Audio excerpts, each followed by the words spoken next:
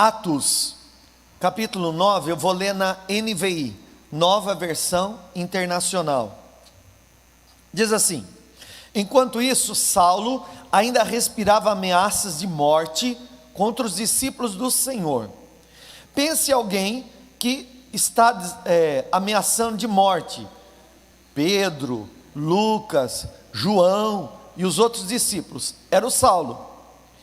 Dirigindo-se ao sumo sacerdote, pediu-lhe cartas para as sinagogas de Damasco, de maneira que, caso encontrasse ali homens ou mulheres que pertencessem ao caminho, o evangelho na época era chamado de o caminho. Então os crentes da época era chamado, aquela pessoa lá é seguidor do caminho. Então era o nome do evangelho na época, o caminho. Pudesse levá-los presos para Jerusalém. Em sua viagem, quando se aproximava de Damasco, de repente brilhou ao seu redor uma luz vinda do céu. Ele caiu por terra e ouviu uma voz que lhe dizia: Saulo, Saulo, por que você me persegue? Pensa, irmão, que ele perseguia era Jesus, quando estava achando que estava perseguindo os servos de Deus. Saulo perguntou: quem és tu, Senhor? Então ele já aqui reconhece, na minha Bíblia até o Senhor está com letra maiúscula aqui, então ele reconhece que é Deus falando com ele. E ele respondeu: eu sou Jesus. A voz, ele não vê Jesus, ele ouve Jesus, ele vê aquele clarão. Eu sou Jesus a quem você persegue. Levante-se e entre na cidade, alguém lhe dirá o que você deve fazer. Os homens que viajavam com Saulo pararam emudecidos. Eles também ouviam a voz, ouviam a voz, mas não via ninguém. Saulo levantou-se do chão e, abrindo os olhos, não conseguia ver nada. Irmão, semana passada eu falei de um cego, e agora eu estou falando de uma pessoa que ficou cego quando encontrou com Jesus. Uma pessoa era cega, mas enxergou no encontro com Jesus. Lembra Bartimeu? Bartimeu voltou a enxergar quando Jesus perguntou: o que é que você quer que eu te faça? Ele disse: quero ver. Então veja. E ele, que era cego, começou a enxergar. Agora eu estou falando de alguém que também encontrou com Jesus, só que ao invés de enxergar ficou cego. Ao contrário. Olha aqui, ele não conseguia ver nada. E os homens o levaram pela mão até Damasco. Por 3 dias esteve cego. 3 dias cego. Podia ter ficado mais, mas Deus tem o tempo dele de trabalhar. 3 dias ele ficou cego. Não comeu e nem bebeu. Verso 10: em Damasco havia um discípulo chamado Ananias. O Senhor o chamou numa visão. Então Ananias era um servo de Deus e teve uma visão, o Senhor chamando ele. E ele disse: eis-me aqui, Senhor. Respondeu ele. O Senhor lhe disse: vai à casa de Judas, na rua chamada direita, e pergunte por um homem de Tarso chamado Saulo. Ele está orando.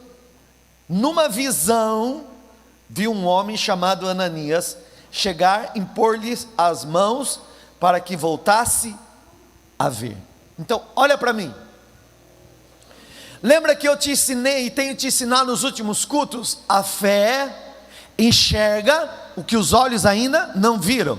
Diga comigo: a fé enxerga o que os olhos ainda não viram. Repita: a fé enxerga o que os olhos ainda não viram. O que eu preciso ver para crer não é fé, mas o que eu creio antes de ver é fé. Então Paulo estava cego 3 dias, e Deus mostrou para ele um homem numa visão.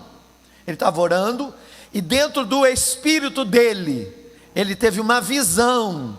Olha ali, o Senhor o chamou numa visão, né? E ali, ele estava orando, e numa visão, o que Paulo viu na visão? Um homem chamado Ananias, que ia chegar até ele, impor as mãos nele, e ele ia ser curado da cegueira. Então ele estava cego, mas dentro dele ele estava enxergando. Pense em alguém que estava cego, mas que dentro dele teve os olhos abertos. Sobre essa palavra nós vamos meditar, e Deus vai falar conosco. Pai, no nome de Jesus te agradecemos por essa porção, porque até aqui já fomos muito abençoados, mas agora, Deus, pedimos que os olhos do nosso espírito sejam abertos para a revelação da tua verdade. Fala conosco, e Senhor, edifica a fé do nosso coração, porque tudo que o Senhor tem para realizar na nossa vida, nós queremos viver. Assim me usa como um canal na vida dos seus amados que estão aqui no templo da MISF, da Missão Igreja Sem Fronteiras, e os que estão aí me assistindo na internet também. Fala com eles, com a família deles, Senhor. Alcança com essa palavra, em nome de Jesus. Amém? Graças a Deus. Irmãos, eu creio que nós estamos num tempo, e esse é o tempo de Deus abrir os nossos olhos. Esse é um tempo de Deus abrir os seus olhos. Eu falei sobre isso há 3 temas e mensagens. Eu falei do Bartimeu, eu falei daquele outro cego que Jesus ele fez um barro e com lodo passou nos olhos dele e mandou ele até Siloé. E agora é o 3º cego que Deus me leva para falar, e eu creio que é mais profundo do que nós estamos pensando. Nós estamos entrando em um tempo profético de Deus abrir os nossos olhos. Estou profetizando em nome de Jesus. Você está entrando num tempo profético do Senhor abrir os olhos do teu espírito. Os seus olhos se abrirão. Eu estou profetizando aqui aos que crê, você terá os seus olhos abertos à verdade de Deus, à verdade e às realidades de Deus. Irmão, o mundo espiritual está sendo descortinado na tua vida, e você vai começar a ver o que Deus vê. Você vai começar a se ver como Deus te vê também, em nome de Jesus. Os seus olhos nessa noite estão sendo abertos. Receba essa palavra, receba essa profecia em nome de Jesus. Deus está abrindo os seus olhos, e você vai começar a ver como Deus vê, e vai começar a se ver assim como Deus vê você também. Vou repetir, porque o teu amém está muito fraco. Deus está abrindo os seus olhos nessa noite, para que você comece a enxergar as coisas como Deus vê, e para que você comece a se enxergar também como Deus vê você. Porque talvez você tenha uma miopia, uma cegueira espiritual, que não consegue ver como Deus vê, e nem se vê como Deus enxerga você. Mas nessa noite, nesse dia, a profecia é essa: o Senhor está abrindo os seus olhos, para que você veja como Deus te vê, e para que você se veja como Deus vê você também. Receba em nome de Jesus. Irmãos, Deus tem um propósito para a sua vida, por isso Ele te chamou. O Senhor disse: não fosse vós que me escolhesses a mim, mas eu escolhi a vós. Deus tem um propósito para a sua vida. Deus tem um propósito para a sua vida. Deus tem um propósito para a sua vida, e foi Ele que te chamou. E se de alguma forma o seu caminhar estava errado, o seu caminhar estava fora da vontade de Deus, o Espírito Santo vai abrir os seus olhos para você voltar para o lugar onde Deus queria que você estivesse. Eu estou profetizando que Deus, Ele vai realinhar os seus passos, Deus vai realinhar a sua rota, Deus vai colocar o seu pé no destino correto, em o nome de Jesus. Para isso, não tenha medo das mudanças que Deus vai provocar na sua vida. Não tenha medo de mudar, e não tenha medo das mudanças que Deus vai provocar. Diga para a pessoa pertinho de você, em nome de Jesus: não tenha medo de mudar, e também não tenha medo das mudanças que Deus tem feito na sua vida. Eu ouço Deus me dizer: Jefferson, fale que eu não vou fazer, mas que eu já estou fazendo mudanças. Eu já estou fazendo mudanças. E tem coisas que você já está percebendo, coisas que Deus está transformando no teu caminhar. Eram coisas, irmãos, que aparentemente faziam parte do teu sonho, do teu projeto, da tua vontade, era o teu desejo, mas hoje já não é mais igual. Hoje parece que já não tem mais graça. É Deus realinhando a rota para que você possa viver todo o propósito de Deus. Deus vai abrir os seus olhos para você enxergar o que até então você não era capaz de ver. Não porque você não buscava Deus, mas porque mesmo buscando a Deus, tem uma forma e um jeito que Deus trabalha, irmão. Havia um homem chamado Saulo.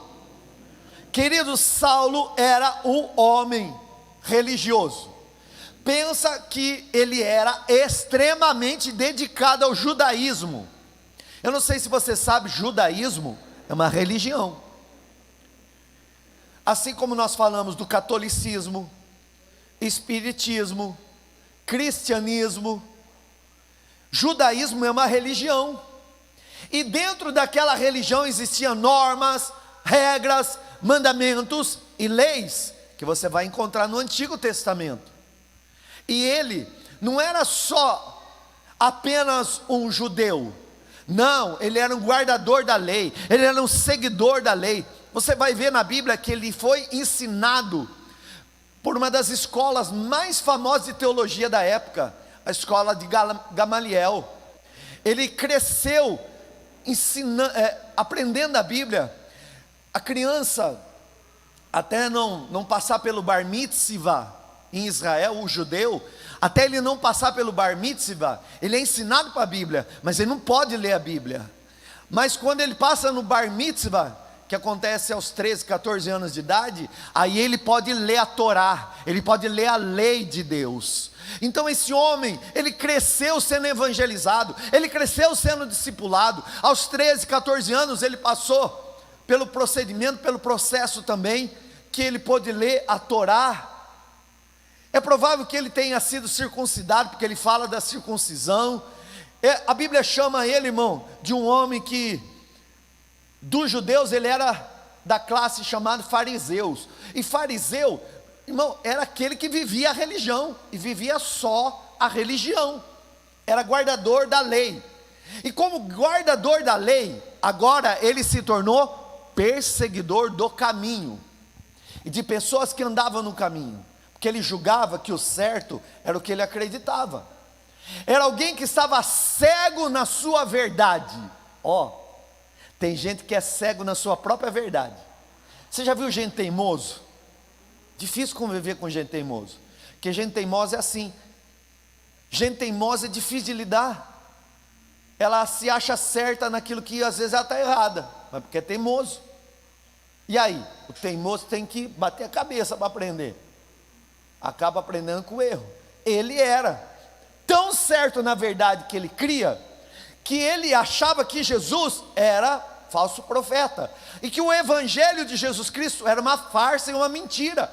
E ele pediu cartas para poder prender os apóstolos, e ele saiu em busca para prender os apóstolos. E isso foi tão sério, irmão, que eu não sei se você sabe, mas ele participou. Alguns estudiosos dizem que ele estava lá quando Estevão, um homem de Deus, um diácono, ele foi apedrejado. Paulo estava lá. A gente não sabe se foi ele que mandou apedrejar, mas ele fez parte daquilo lá, porque de tão religioso, ele estava cego na religiosidade, achando que estava fazendo certo, mas estava cego. Irmãos, ali, quando ele já estava com as cartas para prender os apóstolos, os discípulos, e ele está no meio do caminho, de repente aparece uma luz e ofusca ele, e ele cai ao chão e ele ouve uma voz. Você já ouviu falar que Paulo caiu do cavalo? Não está na Bíblia. Você leu o texto que eu li com você? Não está na Bíblia. Não sei quem inventou que ele caiu do cavalo, viu? É que era normal o povo viajar, né, de cavalo. Então se fala que ele caiu do cavalo, mas não é bíblico não. Então não dá para colocar na Bíblia que a Bíblia não tem. A Bíblia fala que ele caiu no chão. Eu posso estar de pé, escorregar e cair. Ele estava de pé talvez, ou talvez estava no cavalo, não sei, mas a Bíblia não fala, eu também não vou falar. Mas que ele caiu no chão, ele caiu. E ele caiu no chão e ele ouviu uma voz dizendo: Paulo, ou Saulo, Saulo, por que você me persegue? E ele disse: quem é, Senhor? Reconhecendo, isso não é normal. E aí a voz diz assim: sou eu, o Jesus que você está perseguindo. O Jesus que você está perseguindo. Por que você acha que essa perseguição, irmão, essa perseguição na nossa vida, muitas vezes você passa, não é por causa de você, é por causa de quem você representa. Às vezes você passa perseguição em casa, na família, no trabalho, não é por causa de você, é por causa daquilo que você representa. Você representa Jesus Cristo nessa terra. Você é um representante de Jesus Cristo nessa terra. E ali, irmãos, ele abre os olhos e vê que não consegue enxergar mais nada. Então, olha que interessante. Semana passada eu falei de um homem que teve um encontro com Jesus e ficava gritando: Jesus, filho de Davi, tem misericórdia de mim. Todo mundo mandava ele parar. Que é assim que a religião faz, quer colocar método para a pessoa não chegar até Deus. A religião impede as pessoas de chegarem até Deus. E aí, a religião falava: não, não, não, até que Jesus manda todos os religiosos ficar quietos, chama o rapaz fala, já tira a capa, chega perto de Jesus e diz assim: estou aqui. Jesus fala: o que você quer? Eu quero ver, quero enxergar. Então enxerga, e instantaneamente ele passa a enxergar.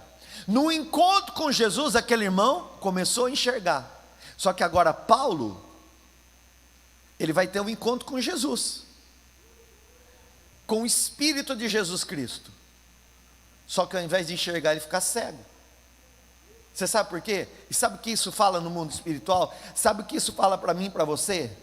Que tem coisas que talvez para você foi verdade a vida inteira, e que Deus está te mostrando que é cegueira.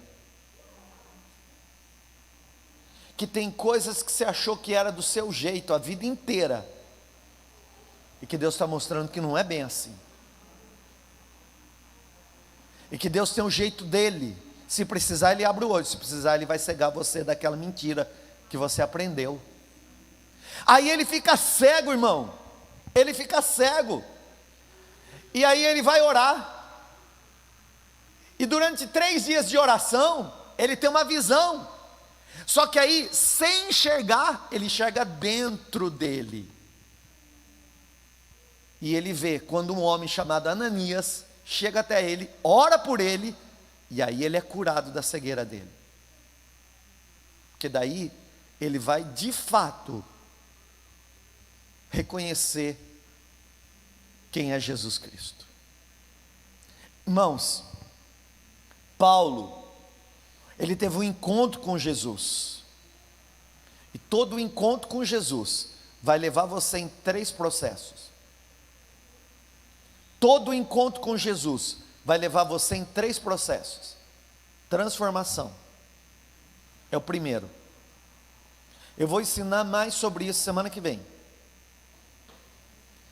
Todo encontro com Jesus me leva a 3 processos: transformação, desconstrução e reconstrução. Todas as vezes que eu me encontro com Jesus, 3 coisas vão acontecer. Ele me transforma, ele me desconstrói, para poder me reconstruir. Paulo teve um encontro com Jesus, e naquele encontro tinha que acontecer uma transformação, e tinha que ser de dentro para fora, de dentro para fora. Primeiro Deus trabalha dentro, para depois trabalhar para fora. Primeiro Deus trabalha em meu interior, para depois trabalhar as realidades do meu exterior. É assim que Deus trabalha. Primeiro Ele trabalha o meu interior, para depois trabalhar as realidades do meu exterior. Primeiro é dentro, depois é fora. A primeira coisa que Paulo tinha que experimentar era uma profunda e genuína transformação. Segundo, tudo aquilo que ele aprendeu, e que ele era cego naquilo que ele acreditava, tinha que ser desconstruído. Segunda coisa, desconstrução. E depois, vamos botar tudo para o chão. E agora? Agora vamos reconstruir direito. Ao ponto dele falar assim: tudo o que eu vivi, tudo o que eu sabia, tudo o que eu aprendi, considerei como nada, perto do poder do Evangelho de Jesus Cristo. Irmão, nesse encontro Deus está transformando a sua vida. Nesse encontro Deus está transformando a sua vida. Estou profetizando em nome de Jesus. Tem coisas que Deus vai trabalhar dentro de você e depois vai trabalhar fora. Deus vai trabalhar no teu interior para trabalhar depois do teu exterior. Não se preocupe, porque enquanto você está exposto à luz da glória de Jesus, Ele está transformando você de dentro para fora, de dentro para fora, de dentro para fora. Ele, com a religiosidade dele, tentou mudar fora primeiro, quando na verdade a mudança tinha que ser primeiro dentro dele, porque ninguém muda o outro se não for mudado primeiro. Não tem transformação na vida do cônjuge se um dos cônjuges não se permitir ser transformado. Não tem transformação de casamento se um deles não se permitir ser transformado. As maiores crises de casamento se encontram aí. A falta do encontro com Jesus. Aí, fica vivendo aquilo que aprendeu lá na vida dos pais e da mãe. E o casamento deles também não era bom, e agora o casamento não é bom também. Por quê? Porque ficaram cegos na ignorância do que viveram lá, daquilo que aprenderam lá. E precisa ser desconstruído isso. E um casamento só vai ser, ou só vai dar certo à luz da palavra de Deus, quando os cônjuges foram transformados ao encontro com Jesus. Porque aquele que brigava, para de brigar, e aquele que gritava, para de gritar, e aquele que ofendia, para de ofender, e o que batia, para de bater, e o que bebia, para de beber. O encontro com Jesus é capaz de transformar uma vida, irmão. 3 coisas acontecem no encontro: transformação, desconstrução e reconstrução. Foi o que está acontecendo na vida dele ali, que eu vou falar mais para você. Paulo, irmão, mais do que qualquer judeu, era cumpridor da lei, e como cumpridor da lei era fariseu, até ele entender que a salvação que ele obrigava as pessoas a terem, não viria da lei, mas viria da graça. Tem gente que quer empurrar Jesus na vida do outro, e aí fica cobrando nos outros aquilo que elas mesmas não fazem.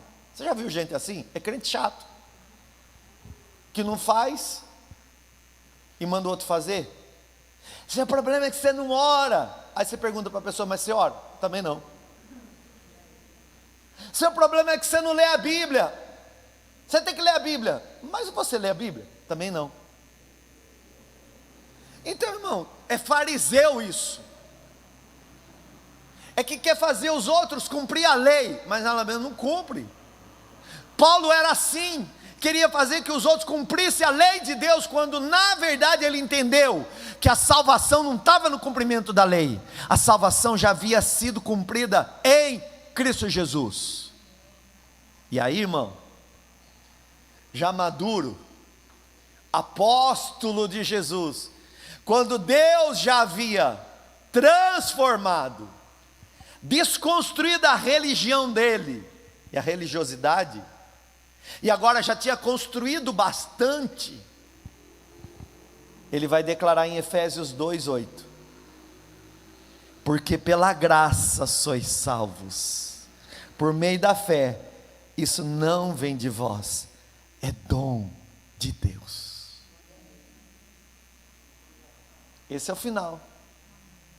Esse é o final do processo. Transformação, desconstrução, reconstrução, mudança de padrão, olhos abertos para a verdade. É o que eu estou profetizando. O Senhor está abrindo os seus olhos hoje para a verdade. O Senhor está abrindo os seus olhos para que você veja como Deus vê, e para que você também se veja como Deus te vê. Porque Deus tem um propósito para a sua vida. E irmão, não tenha medo de mudar, e não tenha medo das mudanças que Deus vai provocar na sua vida.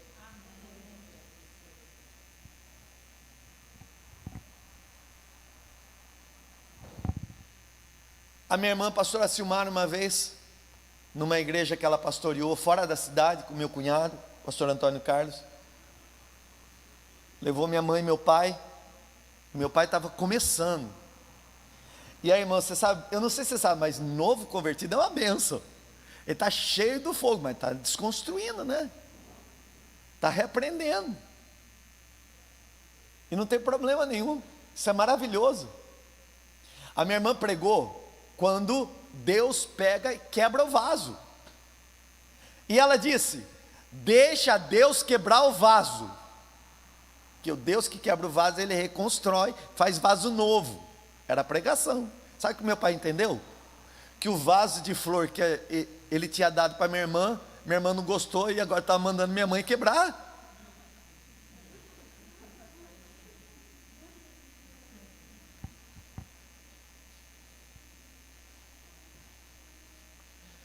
Ah, irmão, isso é maravilhoso. O que é isso? Desconstruindo. Está começando a entender, o olho está começando a abrir.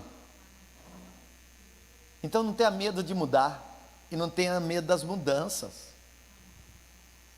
Ah, pastor, mas não corre o risco de eu ficar muito crente? Corre, isso vai ser uma benção. Estou profetizando que você vai ser mais crente do que já é. Estou profetizando que você vai ser mais crente do que você já é, irmão. As pessoas que te conhecem não vão te reconhecer. Estou profetizando em nome de Jesus. As pessoas que te conheciam, elas não vão te reconhecer mais, porque o encontro com Jesus é capaz de transformar a história de uma vida. Irmão, Paulo pregava a lei. Só que a lei, ela evidencia o meu pecado. A lei, ela serve só para mostrar quanto eu sou falho, eu não consigo fazer a lei. Ele mesmo, o Paulo, ele falou assim, ó, queria tanto fazer o bem. Irmão, seja franco, quantos de vocês aqui gostariam de ser melhores, fazer mais bem para a pessoa? Levanta a mão. Queria fazer mais bem. Deixa eu te dar uma boa notícia. Eu acho que você não está conseguindo. É igual eu, mas igual Paulo também. Ele fala assim, sabe, o bem que eu queria fazer, esse eu não consigo fazer, e o mal que eu não queria fazer, esse me persegue. Miserável homem que sou. Aí ele olha para Jesus e diz: graças a Deus por Jesus Cristo, graças a Deus por Jesus Cristo, que só Ele é capaz de me mudar, irmão. O esforço do homem não é capaz de mudar ninguém. Você vai ficar cego assim, e vai se manter nessa cegueira. A lei, ela evidencia o meu pecado. Só que daí no encontro com Jesus, a gente vê a cruz. Se a lei é evidência do pecado, a cruz é evidência da graça de Deus por mim. Porque ali estava um santo por um pecador, um justo por um injusto. Ali estava o amor de Deus, irmãos. Queridos, eu não vou gerar um novo tempo, isso é impossível. É somente o encontro com Jesus que é capaz de mudar uma história. Mas eu creio que Deus é capaz de mudar a sua vida, Deus é capaz de mudar o seu casamento, Deus é capaz de mudar a sua família, Deus é capaz de abrir portas onde não tem portas, Deus é capaz de criar oportunidades para quem não tem mais oportunidade alguma. Deus é poderoso para entregar o ministério na tua mão e você se levantar ungido de autoridade e ser usado poderosamente nas mãos de Deus. Basta um encontro com Ele. O encontro dele, primeiro Ele vai te cegar. Por que Ele tem que me cegar? Porque tem coisas que você acreditou e achou que tinha que ser do seu jeito, e Deus vai dizer, não é não, você está errado. Então fica cego por um pouquinho, que quando você abrir o olho, você vai ver a verdade. E quando você conhecer a verdade, ela vai libertar você. Você achou que você precisava rezar para um monte de santos para receber a tua bênção, mas eu vou deixar você cego por um tempo, para você ver que eles não estão te atendendo, que não está dando resultado. Mas agora que eu estou te apresentando Jesus e a verdade, os seus olhos vão se abrir, e ao invés de você encontrar vários santos, você vai encontrar um santo só, que ama você, que tem um propósito para a tua vida, que é capaz de mudar e transformar a história que você viveu até aqui. Ele está aqui, e o seu nome é Jesus, e você vai aplaudi-lo e glorificá-lo.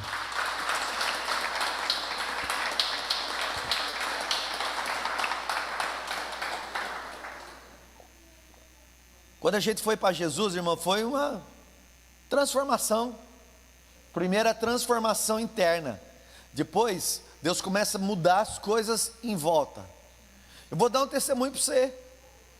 Pensa que na minha casa tinha imagens de santos, que a gente acreditava, em todo o cômodo da casa. Então a gente achava que aquilo era a verdade, até que no encontro com Jesus, a gente começou a ver que a verdade é que só tem um santo que me salvou, que continua vivo e que está vivo até hoje, o meu Redentor Jesus Cristo. E pouco aos poucos, quando a gente menos foi percebendo, foi tirando dali, foi tirando dali, foi tirando dali, tirou o crucifixo, tirou isso, tirou. Quando viu, não tinha mais nada na casa, que a gente entendeu que o que Deus faz não está dentro de uma imagem, está dentro de nós através do Espírito Santo. Então, é a desconstrução. O meu pai fumou a vida inteira. Desde que eu conheço meu pai, ele fuma. E se você falar para ele, se ele era muito fumante, ele vai falar que não. Mas desde os 13 anos de idade, ele fumou na vida dele. Até ele ter um infarto. Ele teve um infarto, teve que fazer a cirurgia cardíaca, ficou lá naquele risco de vida, e vem as safenas da vida. E ali no leito da UTI, minha irmã falou para ele, pai, faz 30 anos que a família do Senhor, a mãe, todos nós nos convertemos, e o Senhor não se entrega. Mas o médico falou que não sabe se o Senhor vai sair dessa cirurgia. Então, tá aí, ó. Ou o Senhor fecha seus olhos para o passado e abre seus olhos para o novo, ou o Senhor vai viver a vida inteira nesse passado. E ele falou, eu quero Jesus. E ele entregou a vida dele a Jesus. Fez a cirurgia, saiu de lá, nunca mais fumou, nunca mais. Precisou alguém ficar brigando para não fumar? Não, foi convencido pelo Espírito Santo. Então não adianta ficar mostrando a lei dizendo, é pecado fumar, isso não adianta, irmão. Se ficar mostrando o teu pecado adiantar, você parava de pecar. Agora mostra a graça, mostra a cruz, mostra o perdão, mostra a oportunidade de ser transformado. E uma vida, ela é transformada pelo poder de Deus. Porque o que transforma o homem não é pegar no pé dele, não é mostrar que ele está errado, é mostrar o amor de Deus para ele. O que trouxe você hoje aqui não é o medo do pecado, foi o amor de Jesus que conquistou você, o amor de Jesus que atraiu você. Quantos vieram porque amam a Jesus? Não, deixa eu ver, tem alguém ali em mim aqui, veio só porque ama Jesus? Os irmãos que estão na internet estão assistindo só porque amam Jesus. E Deus está falando muito aqui, hein? Eu estou ouvindo Deus falar aqui comigo.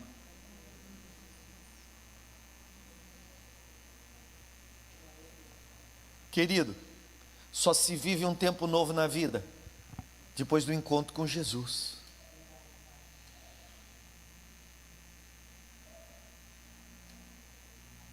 A fé que eu tenho em Jesus não pode ser gerada na religião, na mente, no aprendizado. É uma experiência.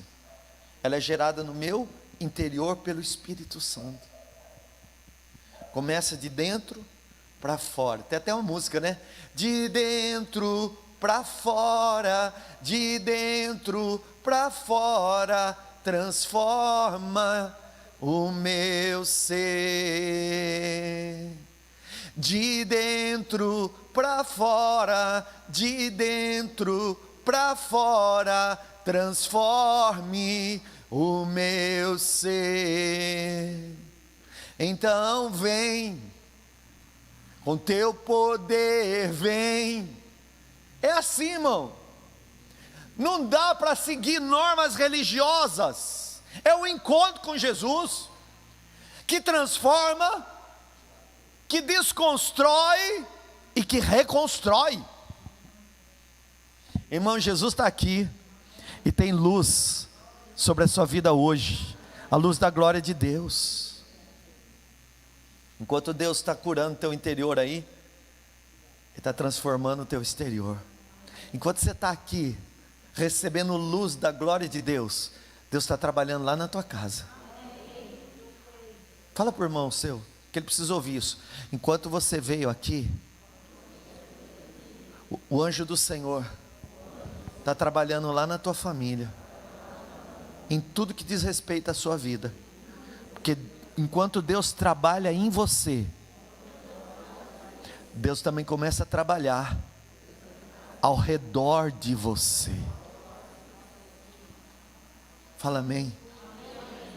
Deus está trabalhando em você e ao redor de você. Deus está trabalhando em você e ao redor de você. Deus está trabalhando em você e ao redor de você. Irmãos, 3 dias Deus ficou trabalhando dentro do Paulo. Paulo, você precisa ficar cego, filho. O que você achou que era verdade, não é. Fica cego então. Você quer me perseguir? Fica cego. Fica cego aí. 3 dias ali. Ai Deus, o que eu fiz errado? Eu achei que era... Aí Deus vai trabalhando o interior. Ele começa a ver sem enxergar. Ele começa a ver sem enxergar. Ele começa a ver mesmo sem enxergar. E Deus começa a mostrar para ele: Paulo, é isso aqui, ó. Vai vir alguém aí. Você não é tão crente no que acabou? Você fala que a lei não cura mais ninguém? Mas vai vir alguém que vai impor a mão sobre você, que você não conhece. Ele chama Ananias. Vai pôr a mão sobre você, ele vai enxergar. E você vai enxergar.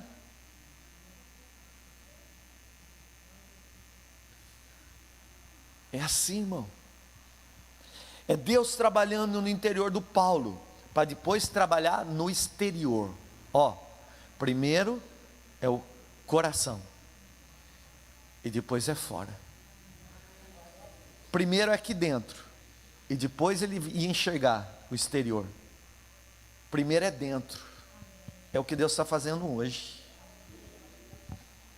Irmãos, eu disse domingo, a religiosidade, que existem pessoas que até dentro do meio evangélico é religioso, e dá nojo de ver crente religioso. Nada pode. Nada pode. Aí entra os religiosos com norma, com regra. Mulher tem que usar saia. Ah, fala sério, hein? Nesse frio. Mulher tem que ter cabelo comprido. A irmã não gosta de cabelo comprido.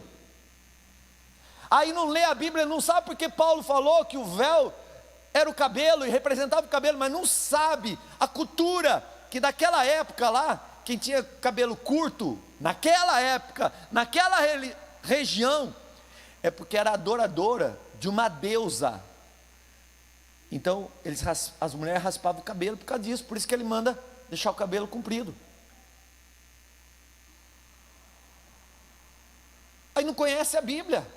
Errais em não conhecer a Escritura e nem o poder de Deus, disse a Bíblia. Por isso que Deus está abrindo seus olhos hoje. Não, eu não vou naquela igreja lá, porque aquela igreja lá bate palma. Porque os irmãos lá, eles oram em línguas. E aí fica a religiosidade, irmão.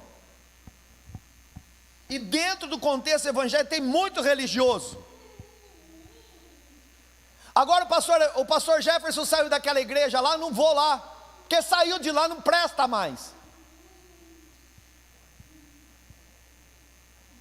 Religiosidade, irmão, falsidade, hipocrisia, meninice.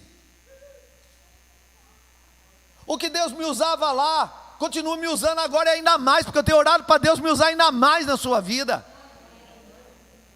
Porque eu não posso fazer nada por mim mesmo, mas Deus que opera em mim, é o mesmo ontem, é hoje, vai ser para sempre. E na minha fraqueza, Ele manifesta poder. Religiosidade ou excesso de método de homem, irmão, que pode só tentar impedir você de viver milagres. Deus está falando, vai lá. Aí você fica aí duro, não vou. Então, chega uma hora que Deus vai te cegar. Se você está querendo realmente viver o que Deus quer, e Deus tem um propósito para a sua vida, vai ter que desconstruir esse negócio.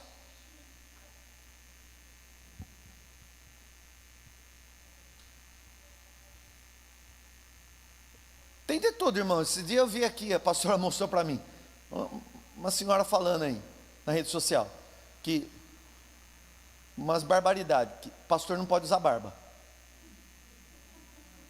Eu falei, Jesus. Aí o outro eu vi ontem no Facebook, um pastor lá, não sei o que, gasta tempo para falar uma besteira dessa. Que pastor, onde já se viu que os pastores de hoje em dia não usam mais terno?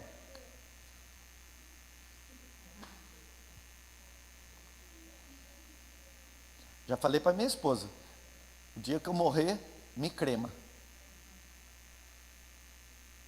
Porque eu tenho uns ternos que eu ganhei lá, caro, vende aquele terno lá. Ô pastor, mas é pecado cremar. Onde está na Bíblia? Mas ao pó voltará. Mas cinza é o quê? Se não é pó? O que é da terra vai ficar aqui, irmão. Eu vou receber um corpo novo, glorificado, revestido de uma nova vida eterna. E esse corpo aqui vai desgastar e vai acabar. E não importa o que aconteça agora. Sai fora. Sai para lá, Saulo. Eu quero é Jesus. Eu quero a liberdade que Ele pode me dar. Enquanto tem gente discutindo se isso é certo, se isso é errado, tem gente indo para o inferno. E eu estou aqui pregando que Jesus Cristo vai encontrar você e abrir os seus olhos. Ele é capaz de mudar a sua vida. Ele é capaz de mudar a sua casa, sua família. Ele é capaz de mudar a tua empresa. Ele é capaz de tirar você da falência. Ele é capaz de curar você. Ele é capaz de restaurar a sua vida. Ele é capaz de te dar uma nova história. E eu vou continuar pregando isso. Os seus olhos estão sendo abertos para o conhecimento da glória de Deus. Irmão, Deus está chamando você para viver uma nova vida em Cristo. Deus acredita em você e no propósito que Ele tem para a tua vida. Eu falei domingo, em Cristo está o nosso início, porque tudo começa nele. Em Cristo também estão os nossos recomeços, porque a vida é feita de fases, e a gente pode recomeçar várias vezes. E em Cristo também está o nosso destino, o nosso propósito. Jesus está desafiando você a viver o que você nunca viveu, a ver o que você nunca viu, e a desfrutar de uma liberdade que só Ele podia te dar. É tempo de você viver pela fé. E para viver Por fé, só quem tem experiência com Deus. Então, irmão, Deus falou comigo hoje. É tempo de Deus tirar todas as cegueiras espirituais de nós. Todas. É tempo de Deus quebrar a religiosidade, os métodos de homens. Deixa o teu passado passar e abre o teu coração para viver o novo de Deus. É sempre possível recomeçar. Vou profetizar de novo. O Senhor está abrindo os seus olhos hoje. O Senhor está abrindo os seus olhos hoje, para que você veja como Deus, e para que você também se veja como Deus te vê. Deus tem um propósito na sua vida. E se você estava fora do propósito, escuta. O Senhor vai corrigir a sua rota hoje. Deus está corrigindo rotas aqui hoje. Sabe, vida torta? Mas não é porque não é de Deus, é porque achou que aquela verdade fosse a verdade, quando a verdade não é. Ficou cego. E aí Deus teve que falar: para aqui. Opa, você já está cego e nem está vendo. Deixa eu levar você para aquele culto, para abrir os seus olhos e você ver além da religião o que Deus tem para você. Deus tem o melhor para você. Deus tem uma nova história para você. Deus tem o melhor para você. Deus tem uma nova história para você. Eu só estou começando. Semana que vem a gente vai abordar isso com mais profundidade. E eu creio que Deus vai fazer coisas gloriosas acontecer. 3 coisas acontecem quando eu encontro com Jesus: transformação, desconstrução e reconstrução. Eu creio que Deus está fazendo coisas novas na sua vida hoje. Profetiza quem você puder. Deus está fazendo coisas novas na sua vida, e é hoje. Se coloca de pé e vai profetizando, por favor. Deus está fazendo coisas novas na sua vida, e é hoje. Deus está fazendo coisas novas na tua vida, e é hoje. É hoje, em nome de Jesus.